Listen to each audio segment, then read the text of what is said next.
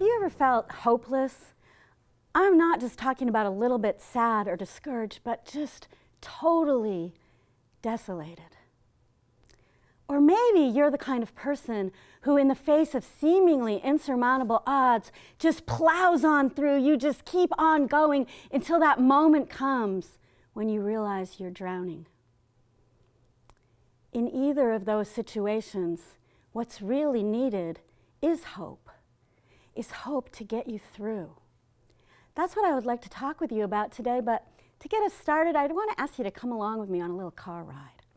I live in Philadelphia, and just across the river is Camden. There's this great aquarium in Camden. My grandchildren love going there.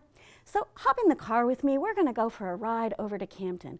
Of course, to get there, we have to cross a river. And to get across that river is this big bridge, the Ben Franklin Bridge. Now you're riding along in the car with me, and we're approaching the edge of the river. We can see Camden, we can see the aquarium, the excitement is building, and then, just as we get to the edge of the river, we realize we can't see the bridge. There was a storm last night, and I'm not telling you that the bridge suffered a little damage. I'm not telling you that it's a little weaker from the storm than it was the day before. Friends, I'm telling you that bridge is gone. It's been completely flooded out, washed away. You're in my car with me. How many of you are thinking to yourself, as you look longingly across at Camden, that's it then. The damage is just so bad, I can never get to Camden again. Or maybe you're thinking, I'm a positive thinker. My glass is always half full, never half empty. On top of that, I'm really always willing to work hard and go the extra mile, so we're getting to Camden. I'm just gonna hold my steering wheel a little tighter. I'm just gonna step a little harder on that gas pedal. I'm just gonna drive on over there to Camden, and we're gonna get there because who needs a bridge anyway? You'd drown. You'd drown if you made that choice. Well, where does that leave us if we aren't going to give up completely, but if we can't get over just on the power of our own hard work ethic and positive thoughts? What can we do? Put on your creative hat, use your imagination, and think of all the possible ways you could still get to Camden.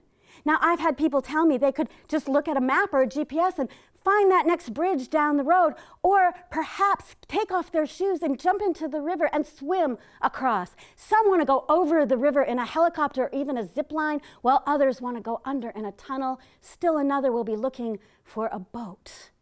And then there are those that will gather a group of engineers and begin building that new bridge. There are many, many ways to get to Camden, and they all work. They all take three things. One, more time. It would take you longer to end up in Camden with any of those approaches than had you been able to drive. Perhaps a little more time or a lot. Second, different expertise. Swimming, looking at a map, building a bridge, all of those things take different expertise than driving.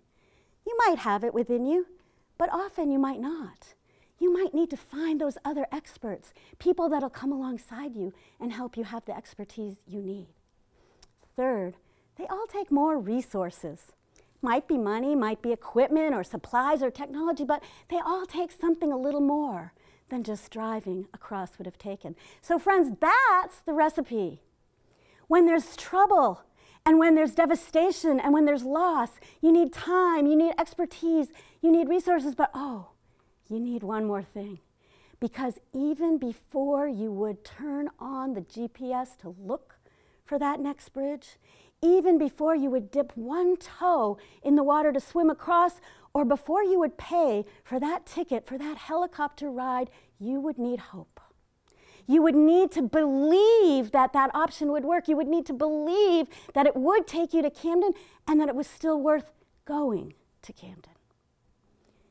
Children who've experienced trauma, adults who have loss and devastation in their life, you, me, we all need that hope, and we need those practical supports that come along with that hope so we can rebuild those bridges and get where we need to go. I'd like to spend a little more time with you talking about that. I hope you'll give me a call.